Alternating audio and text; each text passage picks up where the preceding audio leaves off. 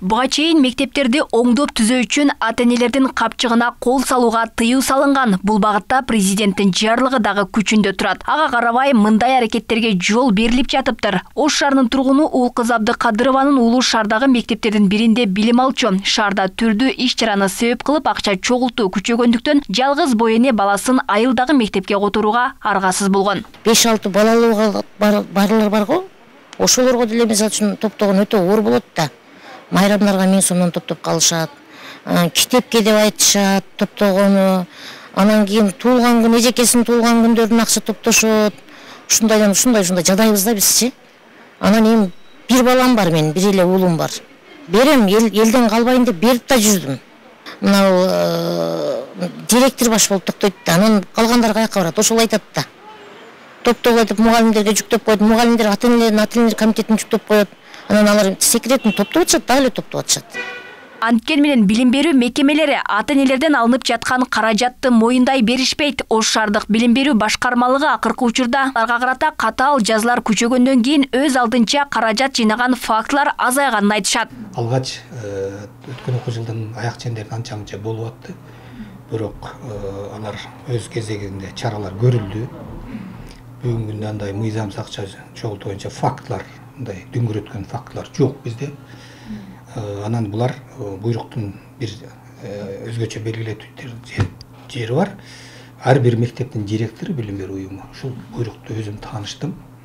Аткарам деген кол коюлган немелер дагы бар бизде.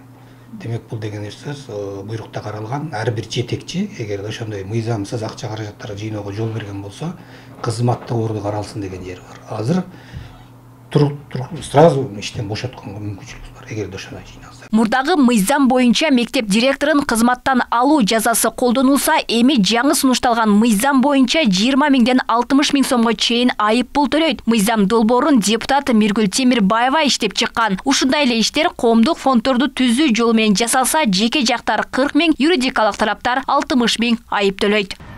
Туура эле, бирок ишке ашырыш проблема бизде. Биздин колдогон сезим ошого жетиле элек да. Ошону аракет кылыш керек. Мектептерде неме кылганга болбойт да, чогултканга. Ал нерсени көбүнчө буну эжекелер эме кылбайт, суранбайт да, анын ачыны өзү түзөт да.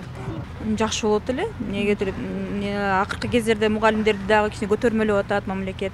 Эми ошону да учтуть эткенде өзү негизи тарбияга да туура келбейт да, акча чогулткан эме боюнчачы. Кээ бир ата-энелердин балдары көп да, 5-тен 6-дан окуткан балдарына тяжело тоже.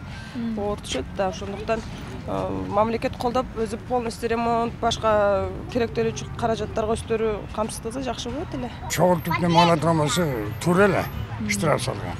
Эң туура, ондай болбосо токтобойт да. Ири суммада айып салуу менен жоопкерчилик күчөйт деп ишенип турушат. Деген менен мектептерге жетиштүү акча бөлүнбөгөндүктөн ата-энелердин колдоосуна муктаж дегендер бар. Биздеги азыркы көтөрүлүп жаткан ата-энелердин каражат топтоо жагына келгенде, биз мамлекеттик каражатты толук ойдон мектептерге бере алсак, анда мектеп администрациясы эч нерсе талап кылбайт. Алар муктаж болбосо эмнени талап кылсын? Муктаждык пайда болгондон улам алар ата-энелерге жалдырайт. Ата-энелердин арасынан каалоочулары өз ыктыяры менен берет, каалабагандар буга каршы чыгат, ошентип бөлүнүп жарылуу боло берет. Кыргызстан эгемендүүлүк алгандан бери билим берүү тармагын 20дан ашуун министр башкарды. Ошол эле учурда ар бир министр аталган системаны жок кылууну убада кылып келген. Эске салсак, Кыргызстанда 2333 мектеп бар. Аларда 1,5 миллионго жакын окуучу билим алат. Алмагүл Эркебай кызы, Асылбек Турдубаев, Ош ТВ.